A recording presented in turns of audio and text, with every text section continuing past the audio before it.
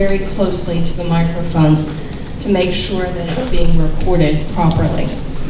Just to lay the context for this panel of alternative launch vehicles, these experts that are on the panel today are challenging the traditional methods of rocket and launch vehicle design, leading to a revolution in commercial access to space.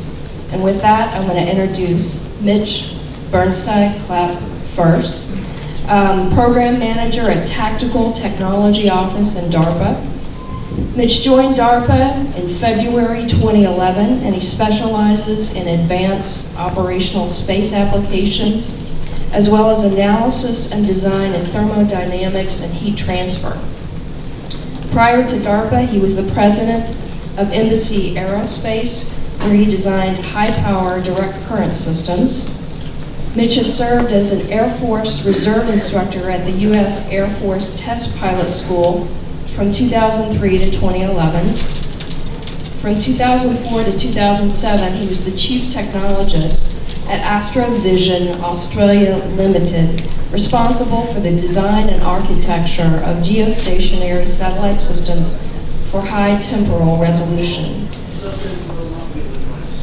And from 1996 to 2004, he was the founder and CEO of Pioneer Rocket Plane Limited, a company focused on the development of horizontal takeoff and landing. Sean Mahoney is CEO of Maston Space Systems. Sean was named CEO of Maston in 2013, and prior to that, he served as the COO from 2011 to 2012, and as the Director of Business Operations from 2010 to 2011. A pretty meteoric rise for you, Sean. He has over 15 years of corporate and technology experience, repeatedly building teams in emerging markets. He has founded and led a number of technology startup ventures with a focus on immediate value creation. Sean began his career as a manager at AT&T's Enterprise Hosting Division, overseeing technical sales and building internal organizations.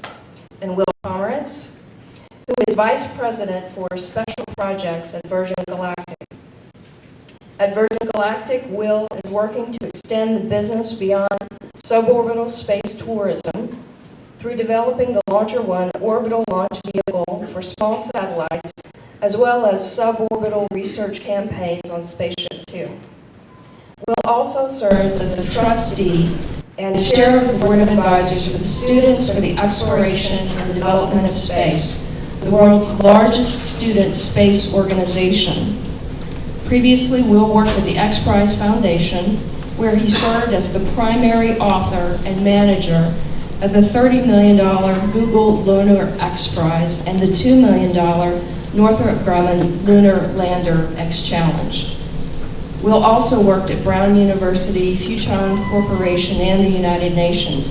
And he is a member of ComStack, the advisory committee that serves my office, Commercial Space Transportation, and FAA. Well, thank you for that, Will. I'll ask each of the panelists to provide a brief status on their program or vehicle, and then we'll move directly into the Q&A portion of the panel. Mitch, would you like to start first? Sure. Or if you'd like me to move to somebody else.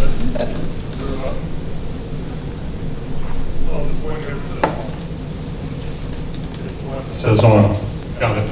Okay, mine, as introduced, I'm Mitchell Burnside-Clapp, and I have the good fortune to be a program manager at the Defense Advanced Research Projects Agency. I have a number of programs there, but the one we're going to talk about today is ALASA. ALASA stands for, it's a fruit that grows in Western Africa, I've just discovered. It's a little town on the border of Azerbaijan and Iran.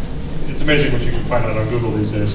But in our case, it stands for Airborne Launch Assist Space Access. And basically, we're launching rockets into space off the bottom of an F-15. We use the F-15 for some fairly specific reasons. Wings are really good at converting fast into up. And so in the case of ALASA, we use the wing on the F-15 many, many times because it's already there and there's a lot of engineering in it. And we release the rocket at a very high flight path angle. That means that the velocity vector is headed at about 70 degrees nose high. The advantage of that flight path angle increase is about 1,000 feet per second of the delta V you need to get to orbit. The altitude that we have released at around 42,000 feet gives you a second 1,000 feet per second, and the airspeed we released at about 0.92 Mach gives you roughly a third 1,000 feet per second. So all of this reduces the distance to orbit in terms of delta V to about 90% of its previous value. And it doesn't sound like a lot, a 10% savings, but it's an exponentially sensitive error. So every little bit counts, it counts quite a lot. But the point of doing it is to enable more or less free access to space. So the LAS is intended to get out of the single file line problem. Right now we have essentially two very narrow gateways to space on the West Coast and the East Coast, and it's a single file line through. It doesn't take very many Spartans to hold up an awful lot of Persians trying to get to space.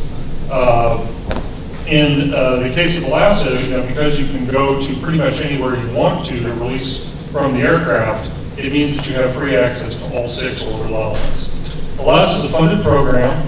The program is intended to do 12 flights. We've allocated money for that. We're getting close to CDR, and we expect to have the first dozen flights done. The last of them will take place most likely sometime within 2017. So that is the basic status of Alaska. There's any number of interesting technical details that I would babble about to the exclusion of my colleagues' time, and that would be bad, so I won't do that.